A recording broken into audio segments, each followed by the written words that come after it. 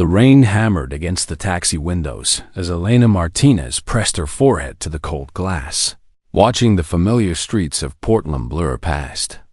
Her flight had landed 3 hours ahead of schedule, a rare gift from the aviation gods, and she'd decided to surprise her husband instead of calling ahead. In her lap sat a leather box containing a vintage Rolex she'd found at an estate sale in Boston. The kind of watch Marcus had admired in magazines, but never thought he could afford. Their 7th anniversary was tomorrow. But why wait? 7 years of marriage deserved celebration, even if the last few months had felt strained. Marcus had been distant lately, working late nights at Horizon Tech Solutions, coming home exhausted and distracted. Elena told herself it was just stress from his new promotion to account manager. She'd been traveling too much anyway, always flying off to another city for another meeting she couldn't quite explain. The taxi pulled into their driveway in the quiet suburb of Lake Oswego. Everything looked peaceful. The hydrangeas she'd planted last spring were blooming despite the rain, and Marcus's silver sedan sat in the carport where it always did on Saturday afternoons. She paid the driver, grabbed her overnight bag and the gift box, and walked toward the front door with anticipation building in her chest. Inside, the house was silent except for the distant hum of music coming from upstairs. Elena set her bags down carefully in the entryway, a smile spreading across her face as she imagined Marcus's shock when he saw her. She'd been gone for 2 weeks this time, the longest separation yet, and she'd missed him terribly. Missed his laugh, his warmth, the way he used to look at her like she was the only woman in the world. She climbed the stairs slowly, her heart beating faster with each step. The bedroom door stood halfway open, and she could hear voices now, not just music, but conversation, laughter, a woman's voice, low and confident, saying something she couldn't quite make out. Elena pushed the door open wider. The scene before her shattered everything she thought she knew. Marcus was in their bed, the bed she'd picked out, the bed they'd made love in countless times, and he wasn't alone. A woman with perfectly styled blonde hair lay beside him, wearing nothing but one of Elena's silk robes. They weren't hiding. They weren't scrambling to cover themselves. They were simply there, comfortable and casual, as if this was the most natural thing in the world. The woman noticed Elena first.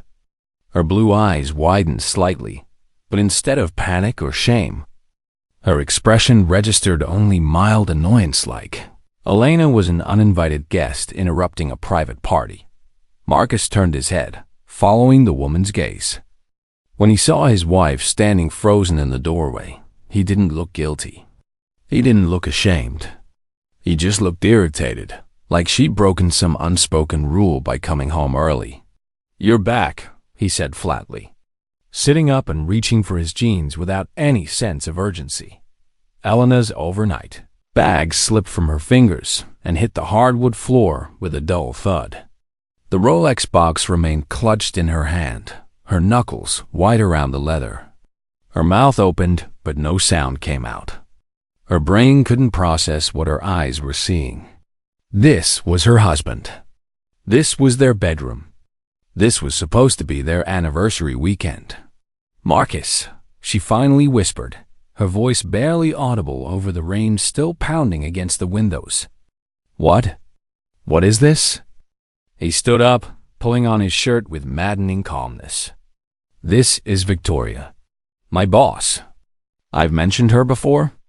And with those words, Elena's entire world began to collapse. Victoria, the demanding boss who required constant attention and weekend strategy sessions.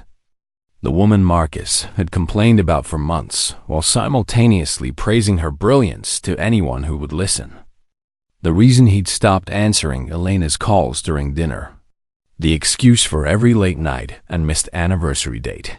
"Your boss," Elena repeated mechanically, her voice hollow and distant, as if it belonged to someone else. "Marcus, why is your boss in our bed?" He finished buttoning his shirt and finally met her eyes, his expression cold in a way she'd never seen before. Because we're together, Elena. Victoria and I are in a relationship. I've been meaning to talk to you about this, but honestly, the timing has been difficult. The timing. He was worried about the timing. Elena felt something crack inside her chest, not her heart breaking, but something deeper and more fundamental. The foundation of trust she'd built her entire marriage on was crumbling beneath her feet. "You're cheating on me," she said, her voice rising now, shock giving way to a surge of pain and fury. "In our home. In our bed. And you're worried about timing?" "I'm not cheating," Marcus said defensively, stepping into his shoes. "Cheating implies deception. I'm being honest now. Victoria and I have been together for 4 months. It's real, Elena. It's serious. 4 months. A third of a year." While Elena had been building her career, traveling for work, trusting that her husband was faithful and waiting for her at home. 4 months of lies stacked on top of lies, hidden behind every "I love you" and every goodnight text. Victoria finally stood, tying the silk robe tighter around her waist. She was beautiful in that polished corporate way, perfect makeup, manicured nails, the kind of woman who looked powerful even wearing someone else's clothing. She studied Elena with cool detachment, like an executive assessing a disappointing quarterly report. "Marcus, darling," Victoria said, her voice smooth and calculated. "Perhaps we should have this conversation when emotions aren't running quite so high." "Don't call him that," Elena snapped, finding her voice again. "Don't stand there in my robe and call my husband darling." "Elena, listen," Marcus said, his tone taking on a condescending edge that made her stomach turn. "You're never here anyway. You're always on some business trip, always too busy with work to spend time with me. Victoria understands what it means to prioritize a relationship. She makes time for me. She values me in ways you stopped valuing me a long time ago." The accusation hit like a physical blow. "I travel for work to support us," Elena shot back, her voice cracking despite her best efforts to stay strong. "You said you understood. You said you were proud of my career. You told me it didn't matter that I was gone so much." "I lied," Marcus said with a casual shrug, as if 7 years of marriage meant nothing. "I was proud at first, sure. But then I met Victoria. She's powerful, Elena. She's successful. She runs an entire department at Horizon Tech. She has a penthouse downtown and drives a car that actually matters. And she wants to spend time with me. She sees my value." Elena stared at him, really seeing him for perhaps the first time. The man she'd married, kind, supportive Marcus, who'd swept her off her feet at a charity fundraiser, had been replaced by someone she didn't recognize. Someone shallow and cruel and completely unaware of the irony dripping from every word he spoke. "I valued you," Elena whispered, hating that her voice betrayed her pain. "I loved you with everything I had." "Past tense," Marcus said, walking to the closet and pulling out a pre-packed duffel bag. "Exactly. Look, Elena, I'm leaving. I'm moving in with Victoria. She has a real home, the kind of place successful people live in. Not this suburban starter house you insisted on keeping because it felt cozy. This house that Elena had purchased with her own money. Though Marcus had never asked where a mid-level consultant got the funds for a cash offer. This house she'd chosen because it felt like a sanctuary, not a showpiece for impressing strangers. "You are leaving," Elena repeated, numbness spreading through her limbs. "Just like that?" "On our anniversary weekend." "See, this is exactly what I'm talking about," Marcus said, zipping the duffel bag with sharp, angry movements. "You remember the anniversary, but where have you been for the last year?"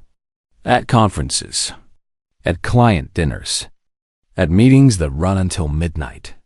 Victoria is present, Elena. She's there when I need her. That's what matters in a relationship."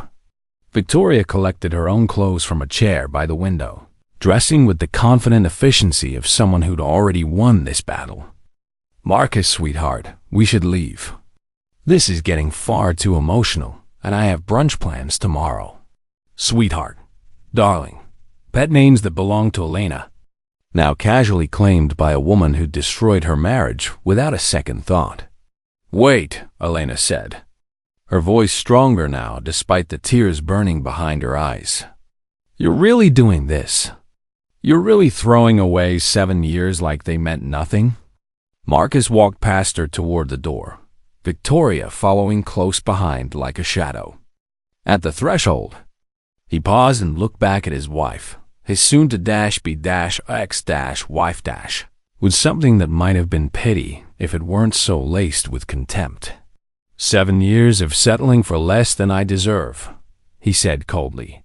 "Victoria represents everything you're not, Elena. She's ambitious. She's powerful. She's going places and I'm going with her. You can keep the house. I don't need it anymore." He pulled his wedding ring off his finger and tossed it carelessly toward Elena. It bounced once on the hardwood floor and rolled under the dresser, disappearing into shadow like their marriage itself. "My lawyer will contact you about the divorce," Marcus added. "Try not to make this difficult. We can both move on like adults." They left. Elena stood paralyzed in the bedroom doorway, listening to their footsteps on the stairs, the front door opening and closing, Marcus's car starting and pulling out of the driveway. Only when the sound of the engine faded completely did she move, her legs finally giving out as she sank slowly to the floor. The bedroom felt enormous and empty now. The sheets were still rumpled from their betrayal. The air still carried Victoria's expensive perfume, something floral and sharp that would probably linger for days. Elena wrapped her arms around herself, her body shaking, but the tears wouldn't come. She was too shocked, too numb, too utterly destroyed to cry. She looked at the spot under the dresser where Marcus's wedding ring had disappeared. 7 years reduced to a piece of metal gathering dust in the shadows. 7 years of love and trust and partnership discarded like garbage. But as Elena sat there in the wreckage of her marriage, something shifted inside her. A small spark of clarity cut through the fog of pain, and a voice in the back of her mind whispered something that would grow louder in the hours to come. Marcus had no idea who he'd just left, not at all. Elena sat on that bedroom floor for nearly 2 hours before she finally stood. The rain had stopped, leaving behind a gray twilight that cast long shadows across the room. Her legs were stiff, her back ached, but the numbness was beginning to fade, replaced by something sharper and more focused. She walked to the window and looked out at the empty driveway. Marcus's car was gone. Really, truly gone, with trembling hands. Elena pulled out her phone and dialed the number she had on speed dial.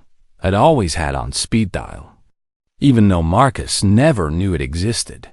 Caldwell speaking, came the crisp, professional voice of her chief of staff. "David," Elena said quietly, "I need you to clear my calendar for the next 72 hours. Everything, every meeting, every call, every obligation." There was a pause. David had worked for her for 9 years and could read her moods with perfect accuracy. "What happened, Elena?" "Marcus found out I'm not who he thinks I am," she said, then laughed bitterly at the absurdity of the statement. "Actually, no. He still doesn't know. He just left me for someone he believes is more successful than I am. I'm coming over," David said immediately. "No." Elena took a deep breath, straightening her spine the way she always did before board meetings. "Not yet. I need some time to process. But tomorrow morning, I need you to pull every file we have on Horizon Tech Solutions. Every document, every report, every piece of data we've collected since we acquired them. Horizon Tech." David's confusion was audible. "That's one of our smaller subsidiaries." "Why would you?" He stopped abruptly. "Wait, doesn't Marcus work there?" "He does, Elena confirmed. And so does his new girlfriend. The woman he just left me for. Victoria something. She's a department head there. Oh, a long pause. Oh, this is going to be interesting. Pull the files? David, I want everything on my desk by Monday morning. After they hung up, Elena walked through her house with new eyes, seeing it not as the home she'd shared with Marcus, but as the space that had held her double life for 7 years. She stopped at the master closet and pressed the hidden panel in the back wall, revealing the private office she'd built when they'd first moved in. Marcus had never questioned why one closet was slightly smaller than it should be. He'd never been curious enough to investigate. He'd been content in his ignorance, wrapped up in his own ambitions and insecurities. Inside the hidden office, Elena's real life waited. On the walls hung framed magazine covers she'd kept carefully concealed. Forbes, Fortune, Business Insider. Elena Martinez, a self-made billionaire revolutionizing green technology. How Martinez Innovations became the clean energy leader. At 34, Elena Martinez is changing the world. Her laptop sat on the sleek desk, password protected and encrypted, containing financial reports that showed the current valuation of Martinez Innovations, $11.3 billion. Marcus thought she was Elena Collins, a mid-level technology consultant who traveled frequently for client presentations. He'd never asked to meet her colleagues. He'd never questioned why her salary seemed to cover most of their bills, despite her supposedly modest position. He'd been content to let her pay for things while he complained about not making enough money at his promising job. The truth was so much bigger than he'd ever imagined. Elena Martinez had founded her first company at 23, right out of graduate school. A solar panel startup that combined cutting-edge technology with affordability for average consumers. She'd worked 100-hour weeks, maxed out credit cards, and ate ramen for dinner more nights than she cared to remember. But the company had taken off. By 26, she'd expanded into wind energy. By 29, she'd gone global. By 31, she was a billionaire. By 34, Martinez Innovations owned 23 subsidiary companies across 4 continents, including a small tech firm in Portland called Horizon Tech Solutions. She'd met Marcus 8 years ago at a charity gala back when she was still learning to navigate the social demands of extreme wealth. He'd been there representing his employer at the time, and he'd approached her at the bar with an easy smile and genuine interest. For the first time in years, someone had talked to her like she was just a person, not a business opportunity or a networking contact. She'd been exhausted from being Elena Martinez, CEO.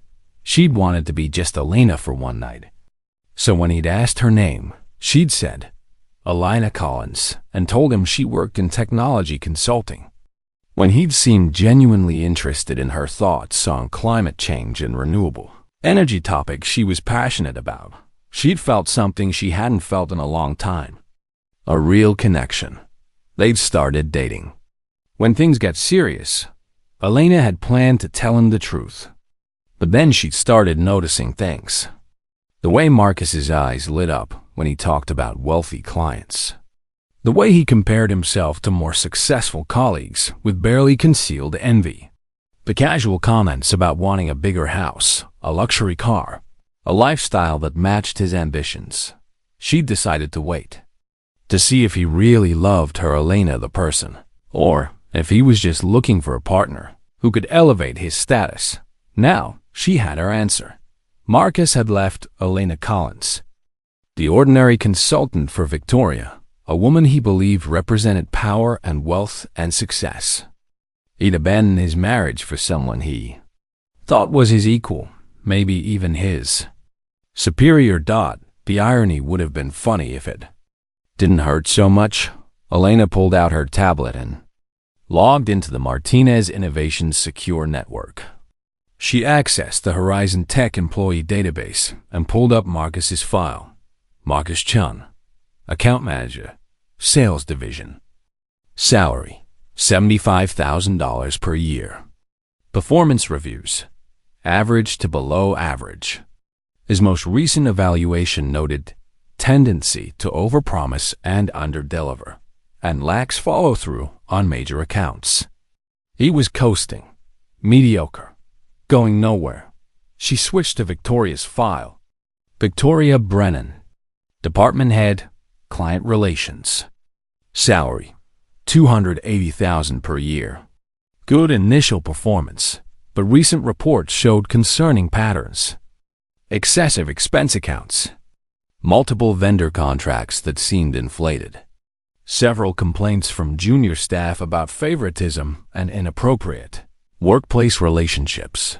Elena made a mental note to have the internal audit team take a closer look at Victoria's division. If there was financial misconduct happening, that would be valuable information. Her phone buzzed with a text from Marcus. Please don't make this complicated. Sign the divorce papers when they arrive. You'll be fine. You always land on your feet. Elena stared at the message. Part of her wanted to reply immediately, to tell him exactly who she was and watch his world implode in real time. But that would be too easy. Too quick. Too merciful. No. Marcus wanted to believe he'd traded up. He wanted to think he'd left a boring, absent wife for a powerful, present partner. Let him believe it. Let him enjoy his illusion for a while. Because when the truth came out, and it would come out, his fall would be so much more devastating. Elena Martinez hadn't built an empire by acting on emotion. She built it by being strategic, patient, and absolutely ruthless when necessary. Marcus had hurt her deeply. He'd betrayed her trust and thrown away their marriage without a second thought. But more importantly, he'd revealed exactly who he really was. A man who valued status over substance, who chose perceived power over genuine connection, who measured love in dollar signs and job titles. She wouldn't cry over him anymore. She would plan. Elena typed a response to Marcus's text. I understand. I hope you'll be very happy with Victoria. Short, dignified, giving him exactly what he wanted, an easy exit and a guilt-free conscience. She put her phone down and pulled out a legal pad. At the top, she wrote 3 words, Operation Full Disclosure. Then she started making lists. She had resources Marcus couldn't imagine, information he didn't know existed, power he would never understand until it was too late. By the time she was finished, Marcus would know exactly what he'd lost. Not through revenge. Elena didn't need revenge, but simply through the truth. Sometimes the truth was the most devastating weapon of all. Monday morning arrived with crystalline sunshine, as if the weather itself had decided to mock Elena's mood. She stood in her private office on the 47th floor of the Martinez Tower in downtown Portland, looking out over the city skyline. From this height, individual people were invisible, just tiny movements in the machine of urban life. But Elena remembered being one of those tiny people once, before the money and the success and the magazine covers. She remembered struggling, fighting for every opportunity, working 3 jobs to pay for graduate school. That's why Marcus's betrayal cut so deeply. He hadn't fallen in love with someone else as a person. He'd fallen in love with what he thought was a better meal ticket. David knocked once and entered, carrying an oversized folder and 2 cups of coffee. Triple espresso with oat milk. The way you like it when you're planning something that makes me nervous, he said, handing her 1 cup. You know me too well. Elena accepted the coffee gratefully. She hadn't slept more than 3 hours last night. I pulled everything on Horizon Tech like you asked. David set the folder on her desk. And I did some additional digging because I know how you work. You're going to want to see this. Elena opened the folder. Inside were expense reports, email logs, security camera footage from Horizon Tech's offices, and highlighted financial discrepancies that made her eyebrows rise. What am I looking at? She asked, though she was already beginning to understand. Victoria Brennan has been living significantly above her salary, David explained, pointing to the expense reports. That dress she wore to the company holiday party last December, $4,000, charged to the business account under professional wardrobe requirements. She's done this at least 20 times in the past 8 months. Spa treatments, jewelry, personal shopping trips, all disguised as business expenses. Elena flipped through the pages, seeing a pattern emerge. Designer handbags listed as client gifts. Weekend trips to resort towns coded as vendor meetings. Luxury dinners at restaurants with no documented clients present. This is fraud, Elena said quietly. It gets better. David pulled out another stack of papers. She's also been approving invoices from vendors that don't actually exist. I cross-referenced every company name with state business registrations.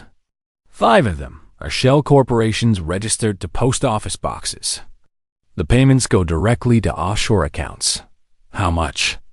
Approximately $560,000 over the past 14 months. Elena leaned back in her chair, processing this information. Victoria wasn't just Marcus's boss and mistress. She was an active criminal, embezzling from a company that Elena ultimately owned. What about Marcus? Elena asked, keeping her voice steady. Has he been involved in any of this? David hesitated, which told Elena everything. He's been helpful to her in ways that violate his employment contract. He's accessed confidential files he shouldn't have clearance for client databases, financial projections, strategic planning documents. He's forwarded this information to Victoria's personal email at least 30 times in the past 4 months. The timeline matched. 4 months exactly when Marcus said his relationship with Victoria had started. Why would he do that? Elena asked, though she suspected she already knew the answer. Based on the email timestamps and message contents, it appears he was trying to impress her, David said gently.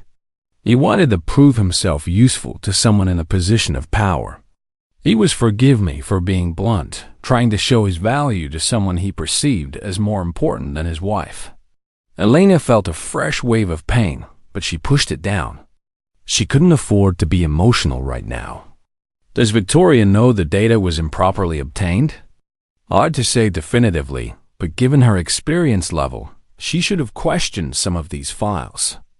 Either she knew and didn't care, or she deliberately avoided asking questions. Elena stood and walked to the window again. Somewhere out there in this city, Marcus was probably at his desk at Horizon Tech, thinking he'd made the smartest decision of his life. He'd traded an ordinary wife for a powerful executive. He thought he'd moved up in the world, joined the ranks of successful people who mattered. He had no idea he'd actually moved down, way down, from a billionaire CEO to a woman, stealing money and using him for corporate espionage. What do you want to do? David asked. We could report this immediately. Both of them would be terminated and possibly face criminal charges. No. Elena turned around, her expression calm but determined. Not yet. If we move now, Marcus will think this is about the affair. They'll paint me as a vindictive ex-wife who couldn't handle being left. The truth will get buried under the drama and accusations. So, what's the plan? Schedule a routine corporate audit of Horizon Tech Solutions for next month, Elena said. Make it part of our standard quarterly review cycle. Nothing unusual, they get audited regularly anyway. David nodded slowly, understanding immediately. The audit will uncover Victoria's fraud naturally. No one can claim bias or personal revenge. Exactly. And Marcus's contract violations will emerge as part of the standard investigation. It won't be personal. It will just be business. You're giving them a month, David observed. A month to hang themselves further. I'm giving them a month to show me exactly who they are when they think they've gotten away with everything. Elena corrected. I want full documentation. Legal surveillance, only social media monitoring, public records, anything they share openly. I want to see how far they'll take this. You want them comfortable, David said. Confident. So when the hammer falls, it hits harder. I want the truth to speak for itself, Elena replied. When this ends, I want a complete record of their behavior. Let them celebrate their victory. Let them post about their perfect new life on social media. Let them spend stolen money and violate corporate policies. And when it all comes crashing down, it won't be because I was vindictive. It will be because they earned every consequence. David made notes on his tablet. What about the divorce? Marcus said he'd send papers. Let his lawyer contact mine. I'll sign whatever he wants. He thinks he's divorcing Elena Collins, mid-level consultant with minimal assets. My legal team will maintain that fiction until the truth comes out. He's going to lose his mind when he realizes what he gave up. That's not my concern anymore, Elena said firmly. My concern is justice. What Marcus does with the truth once he learns it is his own problem. David studied his boss with a mix of admiration and concern. Are you okay, Elena? Really okay? This is your marriage we're talking about, not just a business problem. Elena was quiet for a long moment, looking out over the city she'd helped transform with clean energy technology. I'm hurt, she admitted finally. I loved him. I trusted him. I thought we built something real together. But I'm also angry, not just because he cheated, but because of why he cheated. He didn't fall in love with Victoria as a person. He fell in love with what he thought she represented. He's an idiot. A small, sad smile crossed Alana's face. Yes, he is. But he's an idiot who made his choice. Now he gets to live with the consequences. After David left, Elena opened her personal laptop and, for the first time since Saturday, looked at Marcus's social media. His profile picture had changed. It was now a photo of him and Victoria at an upscale restaurant, both dressed up, both smiling like lottery winners. The caption read, "New chapter, new life." Sometimes you have to leave behind what's comfortable to find what's extraordinary. Elena stared at those words. What's comfortable? As if their 7-year marriage had been nothing more than an old pair of shoes he'd outgrown. She closed the laptop and pulled out a journal she'd kept hidden in her office desk. She began writing not about business strategies or corporate plans, but about her marriage. Every warning sign she'd missed. Every moment when Marcus had revealed his true priorities, but she'd explained it away. Every time she'd made herself smaller to make him feel bigger. She'd spent 7 years hiding her success, her power, her true self, all because she'd wanted to be loved for who she was rather than what she had. But the bitter irony was that Marcus had never loved who she really was. He'd loved the idea of her, the safe, non-threatening version that didn't challenge his ego or expose his insecurities. Never again. Elena Martinez had built an empire by being smarter, working harder, and planning better than everyone else. She'd survived bankruptcy scares and hostile takeovers and recessions that killed stronger companies. She'd done it all while being underestimated at every turn. Too young, too female, too idealistic to succeed in the cutthroat world of energy, technology. But she'd proven them all wrong. And now Marcus and Victoria were about to learn the same lesson that dozens of corporate rivals had learned before them. Underestimating Elena Martinez was the biggest mistake you could make. She picked up her phone and texted David one more addition to her instructions. Also, I want to know everything about Victoria's professional history. Previous employers, references, any complaints or lawsuits. If she's done this before, I want to know about it. The response came immediately. Already on it. You're going to love what we're finding. Elena smiled grimly. She'd given Marcus and Victoria a month of freedom. A month to dig their holes deeper. A month to believe they'd won. But the clock was ticking. And when it ran out, the truth would destroy everything they built on lies. Marcus Chun couldn't believe how perfectly everything had aligned. 3 weeks after leaving Elena, he was living in Victoria's stunning penthouse apartment in the Pearl District, waking up to floor-to-ceiling windows overlooking the Willamette River, drinking coffee that cost more per pound than his old monthly grocery budget. Morning. Handsome, Victoria said, walking into the bedroom wearing a silk robe. She handed him a cappuccino in a designer mug. I have incredible news. You're being promoted. Marcus sat up so quickly he nearly spilled his coffee. What? Are you serious? Dead serious. I recommended you for senior account director. The approval came through this morning. $40,000 raise, full benefits package, corner office on the executive floor. You'll be working directly with me on major client acquisitions. Marcus felt validation surge through him like electricity. This was what he'd been waiting for his entire career: recognition, respect, success. Victoria, I don't know what to say. She kissed him softly. You earned it. You've been invaluable to me these past few months. The client intelligence you've provided has made my division outperform every other department. You're brilliant, Marcus, and it's about time someone recognized that. Those words, you're brilliant, you're invaluable, you're finally being recognized, were exactly what Marcus had been craving. Elena had never made him feel this way. She'd been supportive, sure, but never admiring, never in awe of his potential. We should celebrate, Victoria said. I'm thinking dinner at Le Pigeon, then maybe that rooftop bar you've been wanting to try. Perfect. Marcus grabbed his phone to update his social media. His feed had been exploding since he'd changed his relationship status. Some friends were supportive, others clearly confused about how quickly he'd moved on. He didn't care what they thought. They didn't understand what it was like to be married to someone who was never there, who prioritized work over everything else. His phone showed a missed call from his mother and a text. Marcus, we need to talk about Elena. Please call me. He deleted it without responding. His family had always loved Elena, which was part of the problem.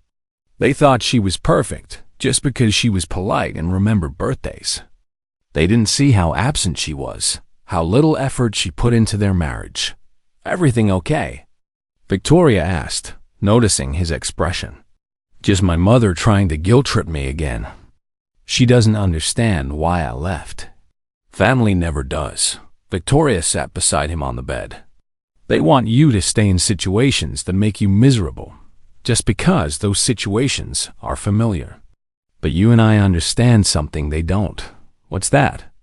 That life is about taking what you deserve, she said, running her fingers through his hair.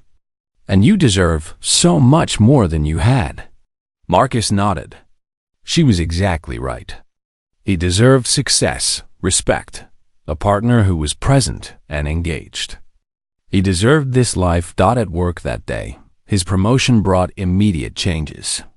He moved into a spacious office with a view of Mount Hood. His name was added to high-level email chains. Colleagues who'd barely acknowledged him before suddenly wanted to have lunch and discuss strategy. During a department meeting, Victoria publicly praised his contributions. Marcus has been instrumental in our recent success, she told the assembled staff. His strategic insights and client intelligence have helped us exceed quarterly targets by 18%. He's exactly the kind of innovative thinker this division needs. Marcus felt pride swell in his chest. This was what recognition felt like. This was what it meant to be valued by people who actually mattered in the business world. After the meeting, a colleague named Brian pulled him aside in the hallway. Hey, congrats on the promotion, man. Can I give you some friendly advice, though? Sure, Marcus said, though he wasn't particularly interested in advice right now.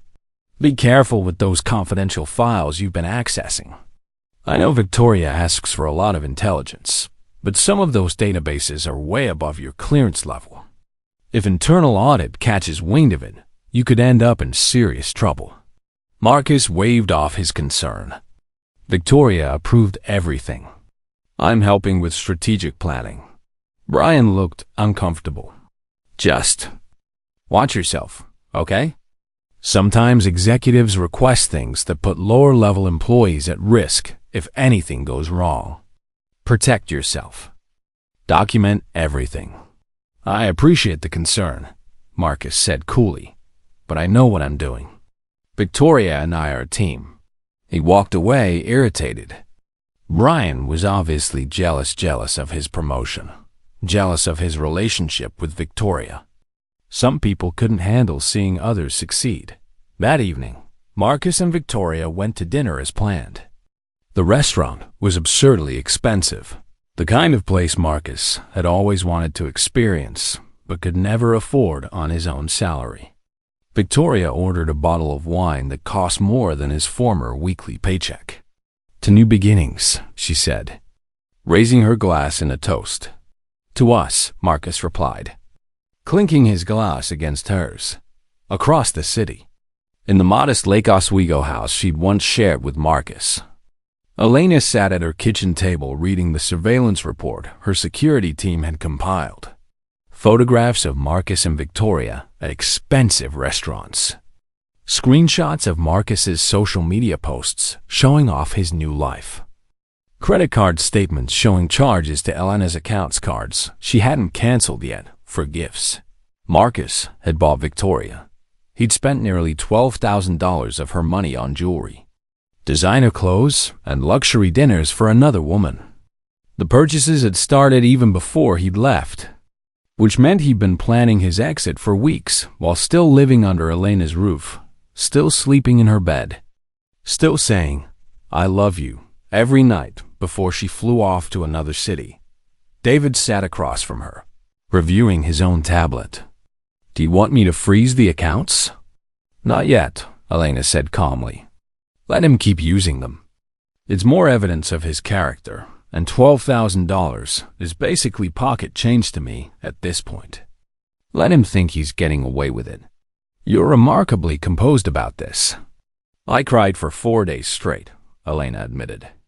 I went through anger, grief, denial, and back to anger about 6 times. But now I'm just focused. Marcus made his choice.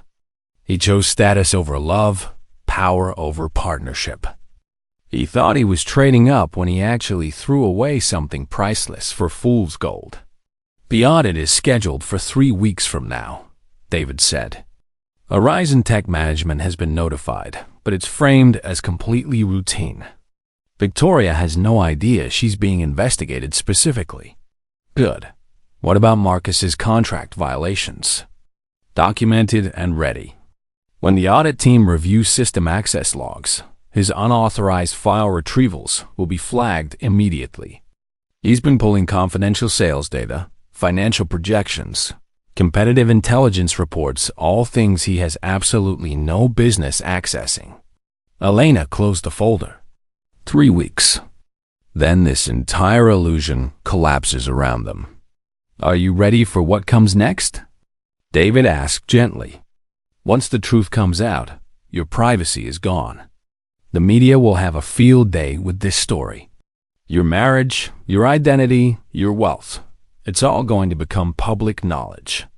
Elena had thought about this constantly. Once the truth emerged, her carefully guarded private life would become tabloid fodder. Every detail of her relationship with Marcus would be dissected by strangers. But staying silent meant letting Marcus and Victoria continue their fraud. It meant allowing them to believe they'd won. I'm ready, she said firmly. I've spent 7 years hiding who I am to make someone else comfortable. I'm done with that. If the price of justice is publicity, then I'll pay it. Marcus is going to lose his mind when he finds out who you really are. I know, Elena said quietly. But that's not why I'm doing this.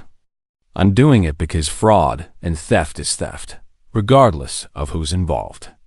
Victoria committed crimes. Marcus violated his employment contract. They both made choices that have consequences. I'm just making sure those consequences actually happen.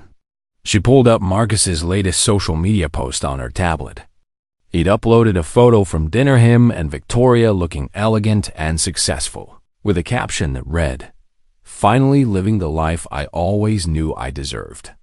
No regrets, just blessings." No regrets. Elena stared at those two words. After 7 years of marriage, Marcus had no regrets about leaving her. No second thoughts about the life they'd built together.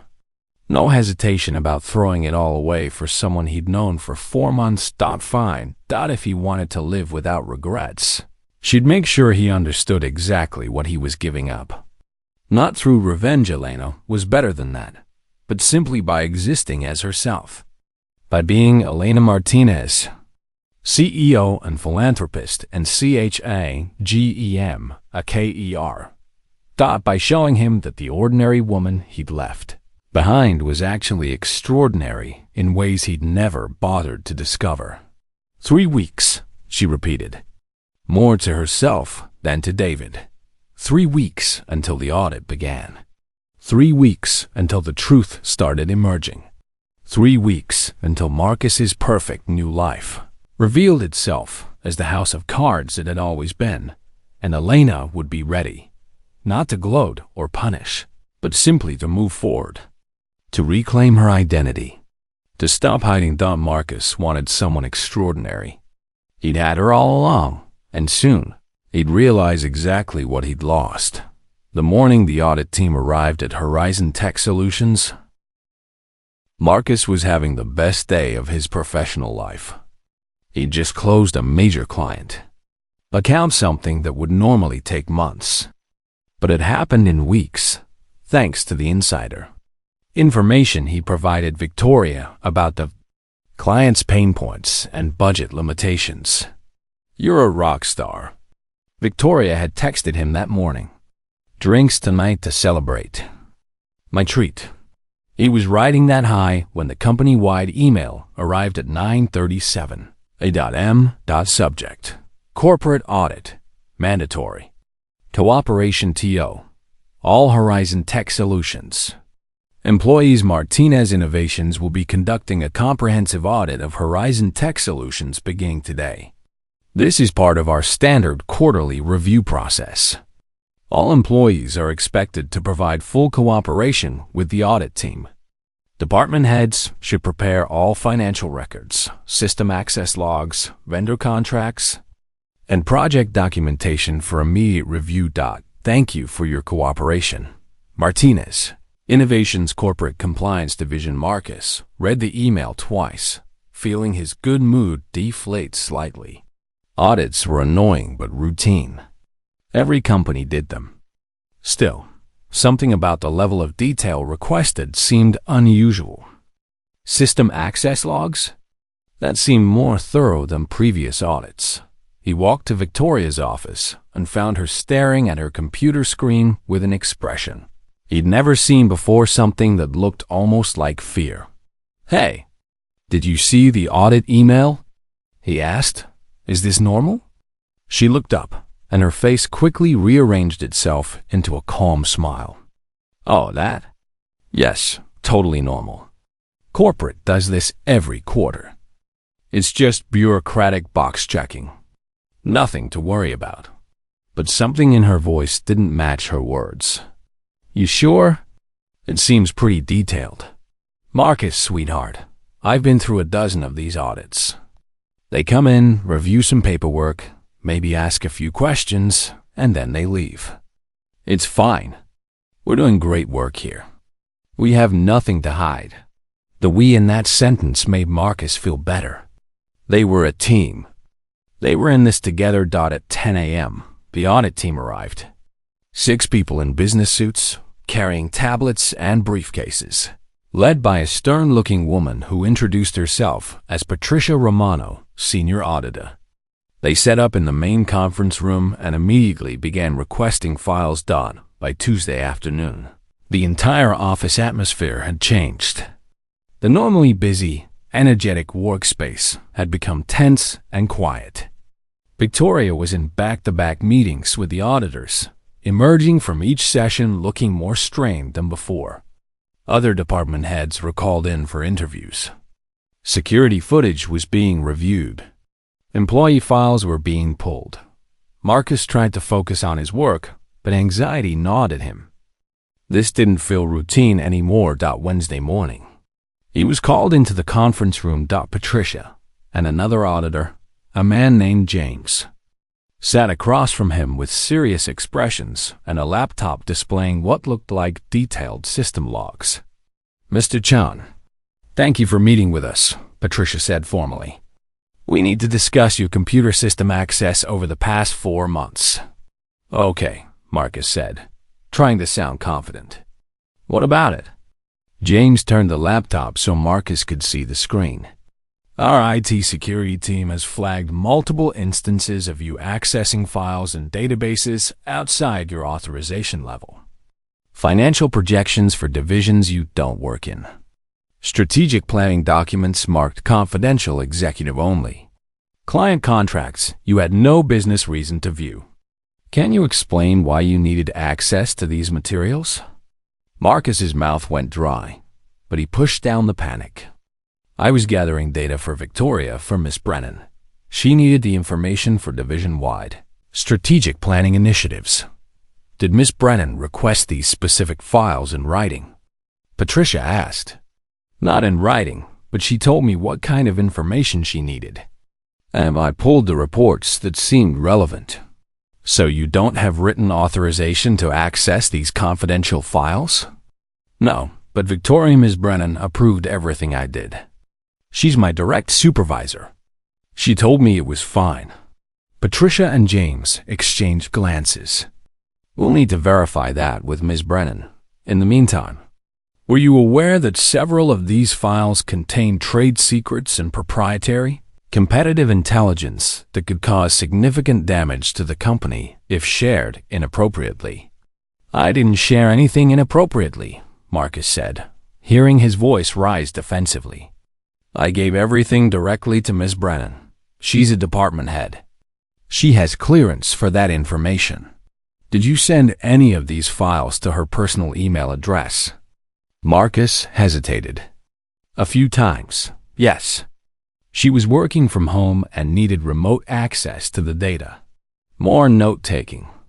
Patricia's expression remained neutral, but something about her body language made Marcus's anxiety spike higher. "Thank you for your cooperation, Mr. Chan," she said finally. "We may have additional questions later. Please don't discuss this conversation with other employees, including Ms. Brennan. It could compromise the integrity of the audit." Marcus left the conference room feeling sick. What had started as a routine corporate review suddenly felt serious, potentially career-ending serious. He wanted desperately to talk to Victoria, to get her reassurance that everything would be fine.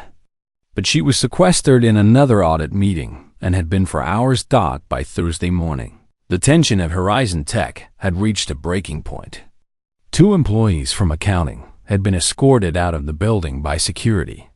Rumors were flying: embezzlement, fraud, criminal investigations. Nobody knew what was real and what was panic-fueled speculation. Marcus tried calling Victoria multiple times, but she didn't answer. Finally, late Thursday afternoon, she texted him, "Meeting with lawyers tonight. Don't worry. This will blow over. Just stay calm." But Marcus couldn't stay calm. He'd accessed confidential files. He'd sent proprietary information to personal email accounts. He'd violated company security protocols dozens of times, all at Victoria's request. Yes, but he had no proof of that. No written authorization. No paper trail showing she'd approved his actions. He spent Thursday night lying awake in Victoria's penthouse, staring at the ceiling, wondering how his perfect new life had gotten so complicated so quickly. Friday morning brought the summons he'd been dreading. All department heads and senior staff were called to an emergency meeting in the main auditorium. Marcus, as a newly promoted senior account director, was required to attend. The audit team was there, along with several people in expensive suits who were clearly lawyers. The energy in the room was grim. Patricia Romano stood at the front, her expression grave. "Thank you all for coming. We've completed our preliminary audit of Horizon Tech Solutions. I'm afraid we've uncovered serious violations of corporate policy, breach of fiduciary duty, and evidence of criminal fraud." A shocked murmur rippled through the assembled employees. "Several employees are being terminated effective immediately," Patricia continued. "Additionally, we've been informed that Elena Martinez, CEO of Martinez Innovations, will be personally addressing this situation. She'll be joining us Monday morning for a mandatory all-staff meeting. Attendance is not optional." Marcus felt his world tilt sideways. Elena Martinez, the CEO, the actual CEO of the parent corporation. He'd seen her face in business magazines over the years. A young, brilliant entrepreneur who'd revolutionized the clean energy industry. She was a legend, known for being both visionary and absolutely ruthless with people who crossed her. She almost never visited subsidiary companies in person. Why would she come here now? Why would the CEO come personally? Someone asked, voicing the question on everyone's mind. "That will be addressed Monday," Patricia said. "Until then, consider yourselves on notice. Anyone involved in the activities we've uncovered will face serious consequences. This company is facing potential criminal charges for fraud and embezzlement. Those responsible will be held accountable." The meeting ended with everyone looking shell-shocked. Marcus walked back to his office in a daze. The CEO was coming.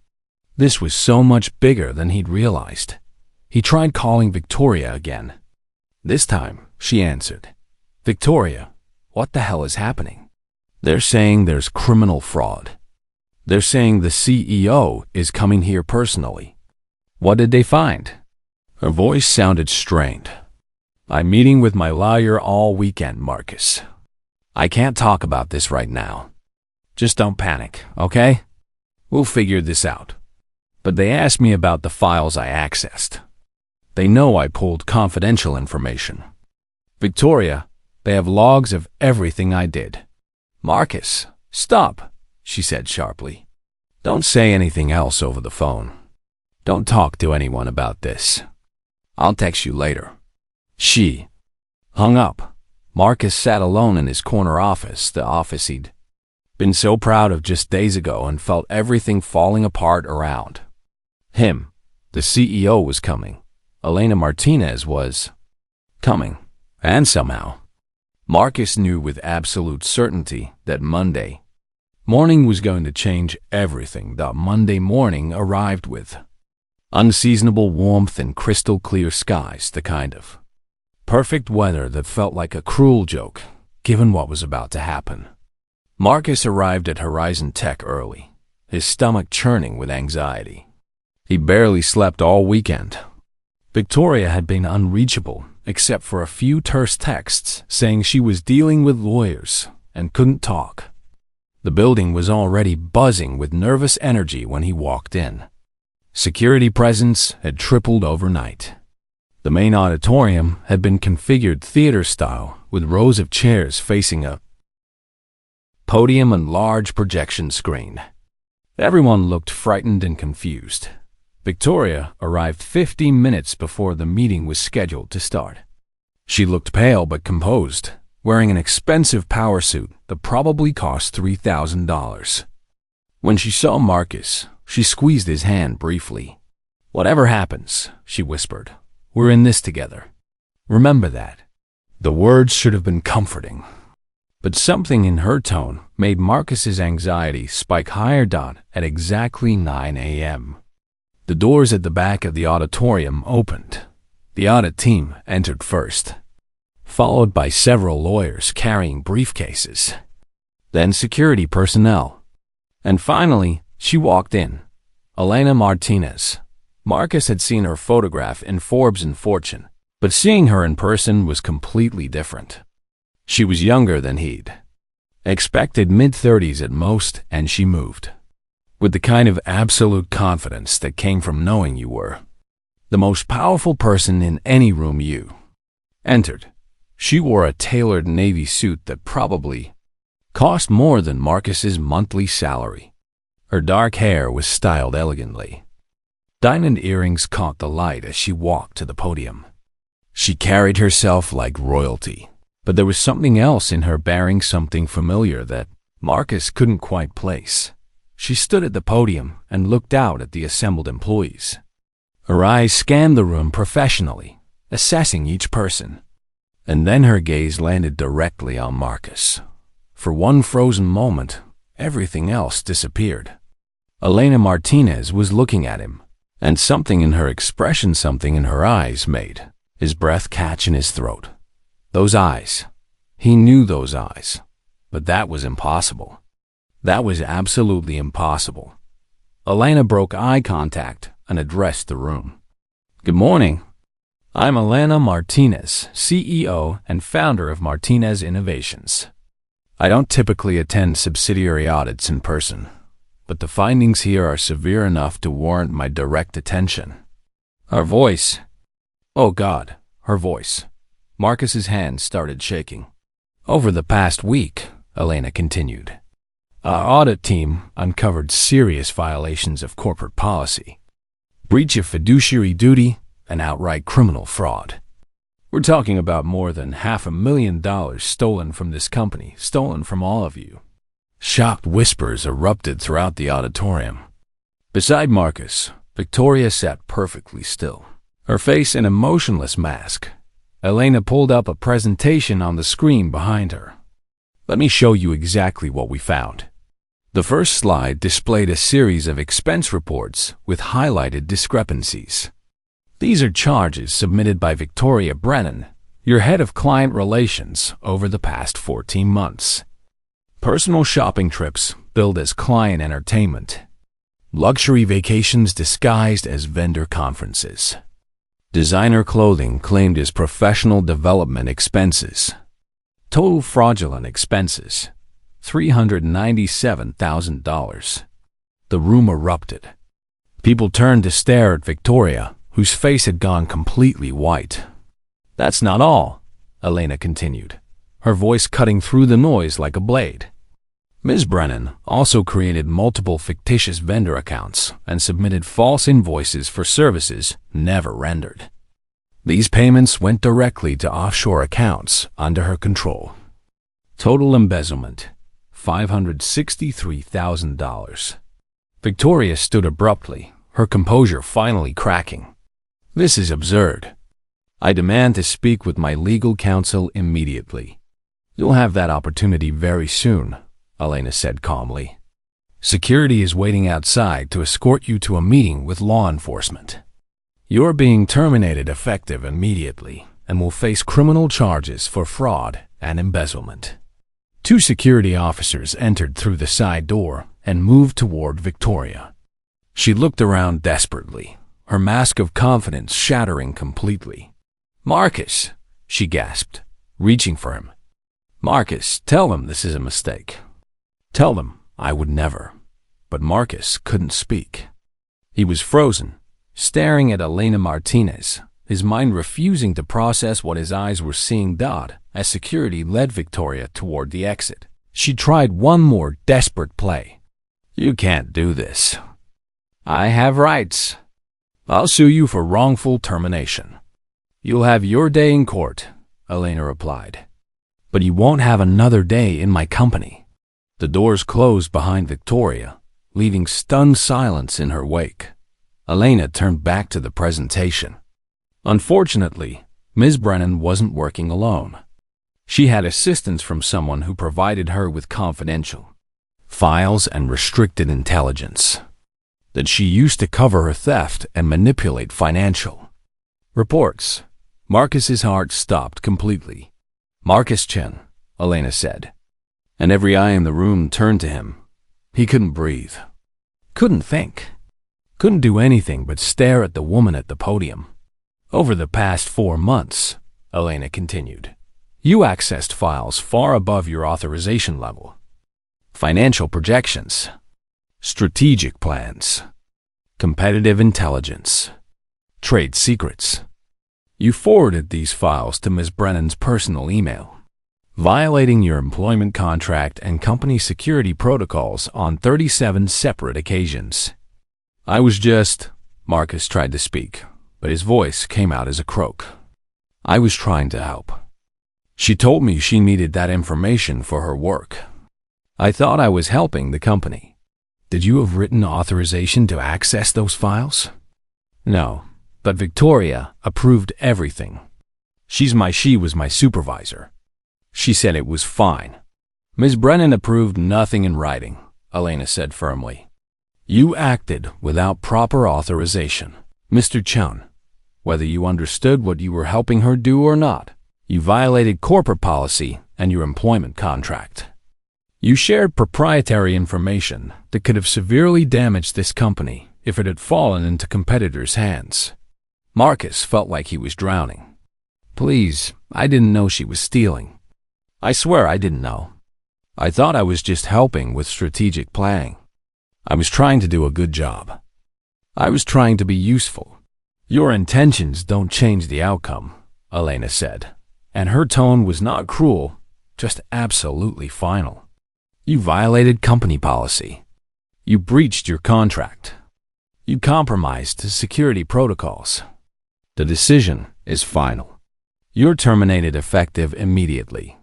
Security will escort you out. 2 security officers moved toward Marcus's row. As they approached, he looked at Elena Martinez one more time, really looked at her, and the pieces finally clicked into place. The shape of her face, the way she held herself, the tone of her voice when she said his name, the familiar mannerisms he'd somehow failed to recognize until this exact moment. Wait, he said, his voice barely above a whisper. I know you.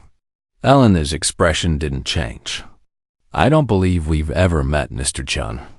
Your voice, Marcus said, his mind racing, trying to connect impossible dots. Your eyes. The way you... Oh God. Elena Collins. His wife, his ordinary, boring, absent wife who worked as a mid-level consultant and drove a 6-year-old Honda and shopped at Target. But that was impossible. Elena Collins wasn't Elena Martinez. Elena Collins wasn't a billionaire CEO. Elena Collins. WSN single quotes T. But she was. The room had gone completely, utterly silent. Every person in the auditorium was staring at Marcus, then at Elena, then back at Marcus. Grace Elena, Marcus whispered, using the name from her driver's license that he'd seen 100 times but never thought about. Elena Grace Collins. Elena Grace Martinez. The same person. His wife was Elena Martinez. His ordinary wife was a billionaire. His absent wife owned the company he worked for. The woman he'd left 3 weeks ago was the most powerful person in this entire building. No, he said aloud, shaking his head. No, that's not possible. You can't be. Elena looked at him for a long moment. Then she spoke, her voice clear and steady and completely calm. My full name is Elena Grace Martinez, she said. But yes, Marcus, I'm your wife. Or I was your wife, until you sent divorce papers 3 weeks ago after leaving me for someone you thought was more successful than me. The shock that went through Marcus was physical. His vision blurred. His knees buckled. Security caught him before he hit the floor. You single quotes, re. He couldn't finish the sentence. His entire reality was collapsing. I'm the CEO of the corporation that owns Horizon Tech Solutions, Elena said. I'm the billionaire you read about in business magazines. I'm the woman who built a clean energy empire from nothing. And I'm the wife you abandoned 3 weeks ago for your boss, who, as it turns out, was just a department head making $280,000 per year while stealing another 500,000. She paused, letting that sink in.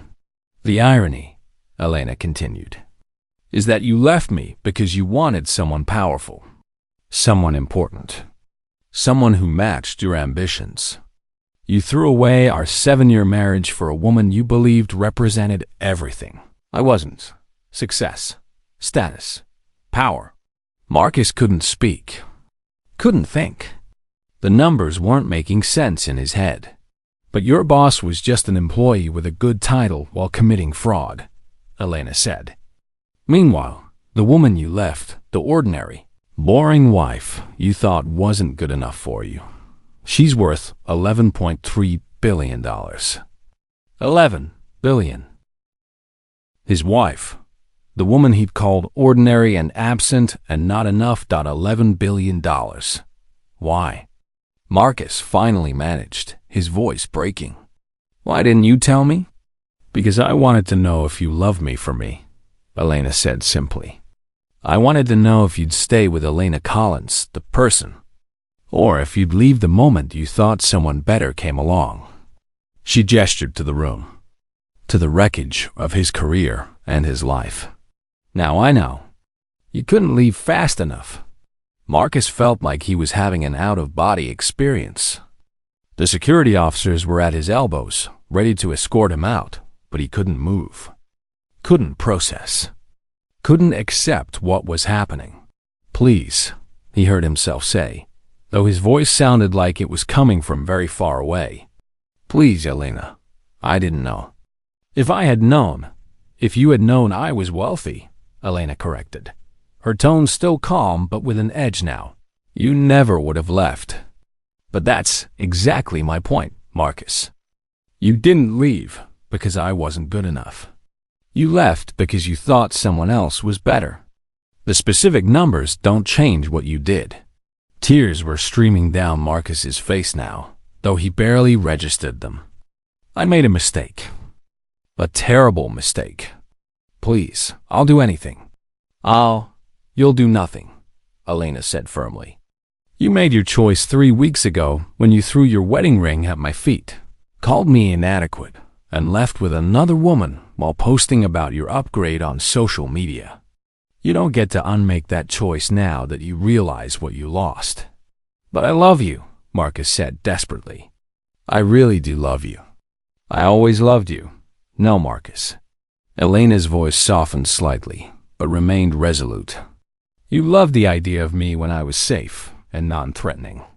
You loved having a wife who was comfortable and didn't challenge your ego. And you loved the idea of Victoria when you thought she represented power and status. But you never actually loved people for who they are. You loved what you thought they could do for you. She signaled to security that she was ready for them to remove him. Please, Marcus grabbed onto the chair in front of him, not ready to be taken away. Please, just give me one more chance. I've learned. I understand now. I'll be different. I'm glad you've learned something, Elena said. But you're not my responsibility anymore. You're not my husband anymore. You're just someone who used to be important to me and chose to throw that away.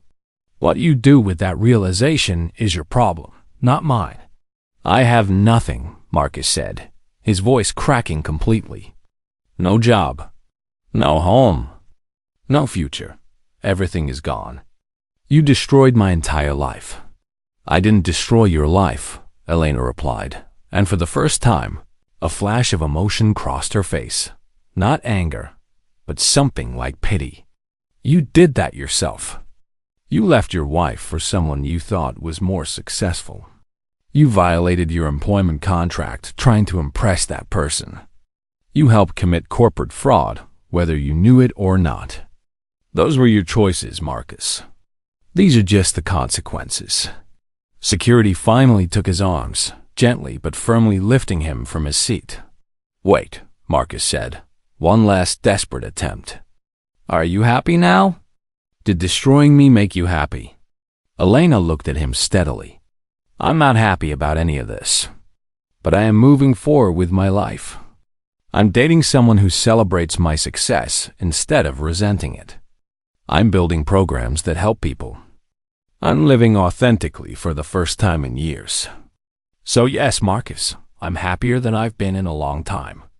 But not because of what happened to you. Because of what I'm becoming without you. Who were you dating?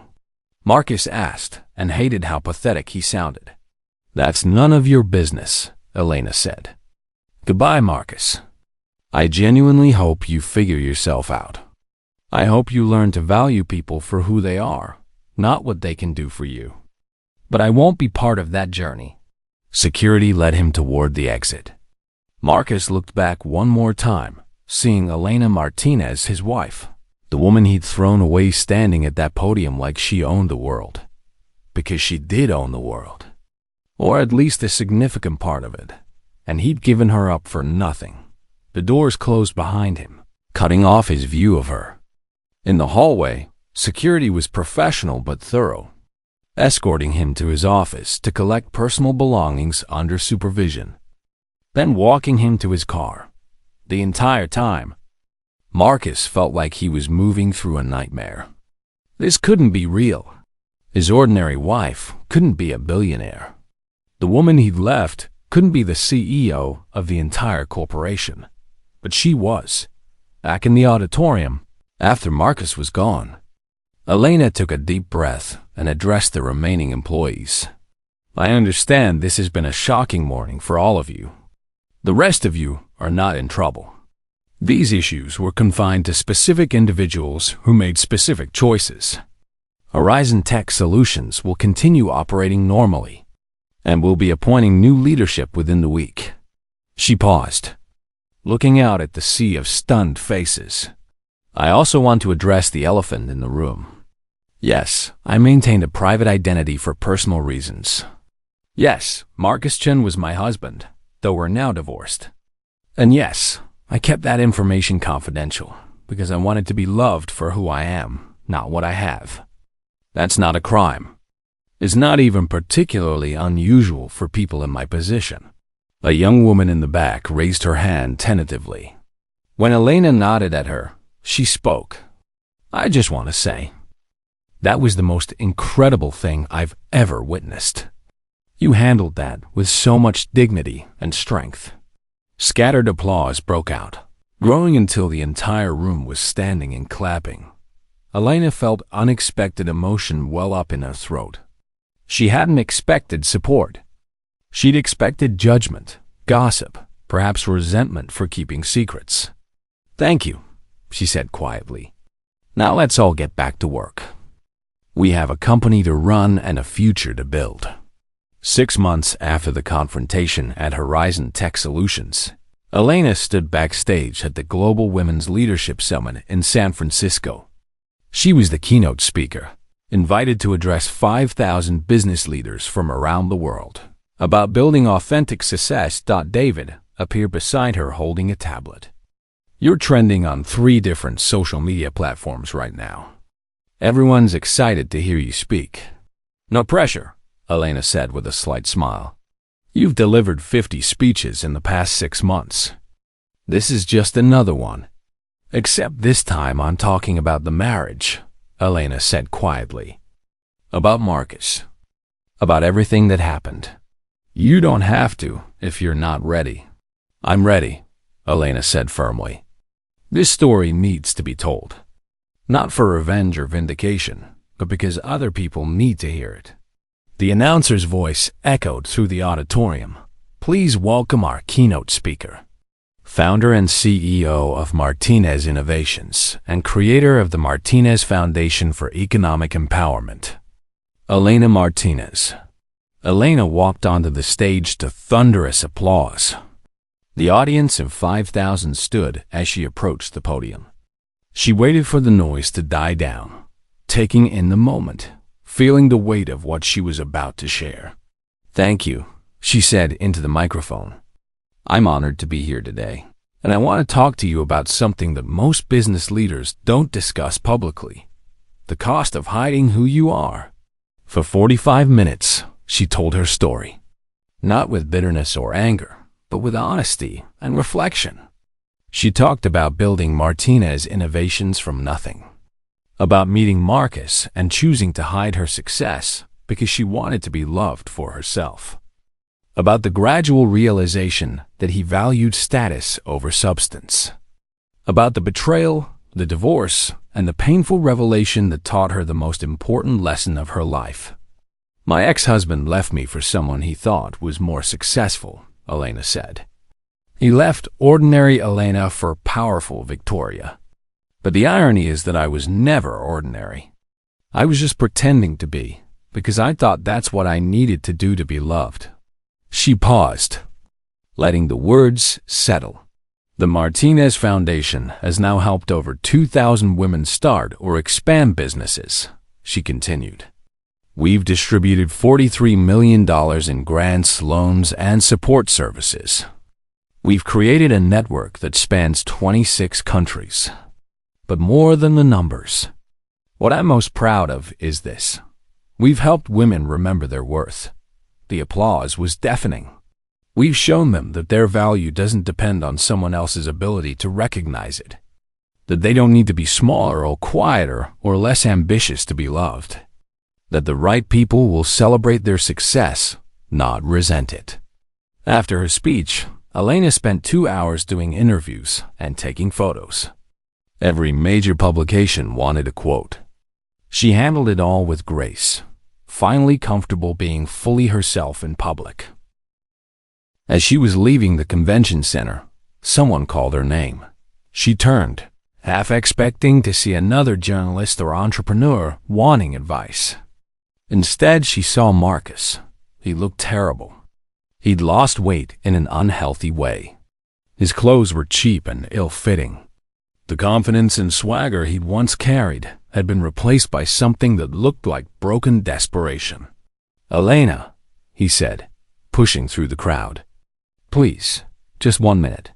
She nodded to her security team, who stepped back but remained close. "You have 1 minute." "I've been trying to reach you for 6 months," Marcus said, his words tumbling out fast. "I just need you to know how sorry I am. How much I regret everything. I was blind and stupid, and I threw away the best thing in my life because I couldn't see what was right in front of me." Elena looked at him calmly. "I know. Is there any chance, any possibility at all, that we could try again? I know I don't deserve it. I know I hurt you beyond measure. But I love you, Elena. I've always loved you." "No, Marcus," Elena said gently. "You didn't love me. You loved different versions of what you thought I was. You loved Elena Collins when you thought she was safe. You loved Victoria when you thought she was powerful. But you never loved actual people for who they actually are." "That's not true." "It is true," Elena interrupted. "And somewhere inside you know it. I spent 7 years hiding my true self because I thought I needed to be smaller to be loved. But I was wrong. I didn't need to be smaller. I just needed someone capable of loving all of me. I can be that person now," Marcus pleaded. "I've changed. I've learned." "I'm glad you've grown," Elena said sincerely. "I really am. But you're not my responsibility anymore. You made your choice 6 months ago. You don't get to unmake it now that you understand what you lost." Marcus's face crumpled. "Please, Elena, I have nothing. My career is destroyed. No one will hire me after what happened. My family barely speaks to me. I'm living in a studio apartment and working retail just to pay rent. My entire life fell apart."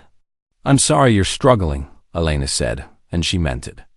"But I'm not going to save you. You need to rebuild yourself, Marcus. You need to figure out who you are when you're not defining yourself by who you're with or what status you have. That's work you have to do alone." "You destroyed me," he said, tears streaming down his face now. "One mistake, and you destroyed my entire life." "You made many mistakes," Elena corrected quietly. "Leaving me was just the final one. You spent years valuing appearance over substance. You violated professional ethics. You helped someone commit fraud. You betrayed trust in every possible way. I didn't destroy your life, Marcus. You built it on a foundation of superficiality and lies. And it collapsed under its own weight. She signaled to security that she was ready to leave. Elena. Wait. Marcus grabbed her arm, then immediately let go when security moved forward. Just tell me one thing. Did you ever really love me? Or was I just a test that you knew I'd fail? Elena considered the question seriously. I loved you more than you'll ever understand. I loved you enough to hide who I was, so you wouldn't feel intimidated. I loved you enough to want you to love me for me, not for my money or power. But you couldn't do that, because you didn't know how. And that's tragic, Marcus. It's tragic for both of us. Are you happy now? He asked desperately. After everything that happened, are you happy? Yes, Elena said simply. I'm happier than I've ever been. I'm living as my authentic self. I'm building programs that help people. I'm in a relationship with someone who celebrates my success. I'm not hiding anymore. So yes, I'm happy. She turned to leave, then paused and looked back at him one final time. Marcus, I genuinely hope you find yourself. I hope you learn what really matters in life. I hope you become the kind of person who values substance over status and character over appearances. But that journey is yours to take, not mine to guide. Goodbye. She walked to her waiting car and didn't look back.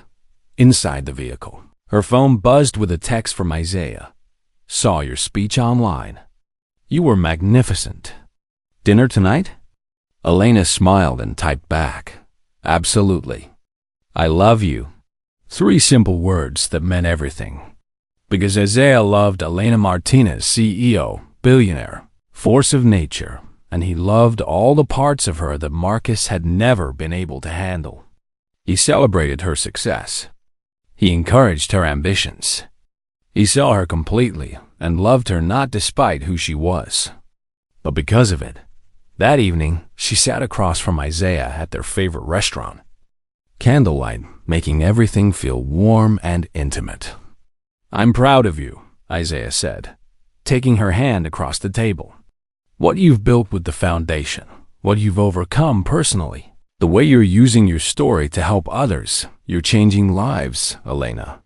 We're changing lives, she corrected. Your work with affordable housing inspired half of the Foundation's programs. We make a good team, he said. The best team, Elena agreed. She thought about Marcus briefly, not with anger or sadness, but with a kind of distant sympathy. He'd wanted someone extraordinary, and he'd had her all along. He'd wanted power and success, and he'd been married to one of the most powerful, successful people in the industry. But he'd been too caught up in surface appearances to ever see it. That was his loss, not hers. Elena had spent too many years being smaller than she was. Now she was done apologizing for her success, done hiding her power, done pretending to be ordinary so other people would feel comfortable. She was Elena Martinez, entrepreneur, philanthropist, survivor, changemaker, and she was exactly where she belonged. The moral. True worth isn't determined by how others perceive you, but by who you genuinely are. Never diminish yourself to make others comfortable, because those who truly value you will celebrate your success, not resent it. And sometimes the biggest mistake isn't failing, it's failing to see what's valuable until after you've thrown it away. The end.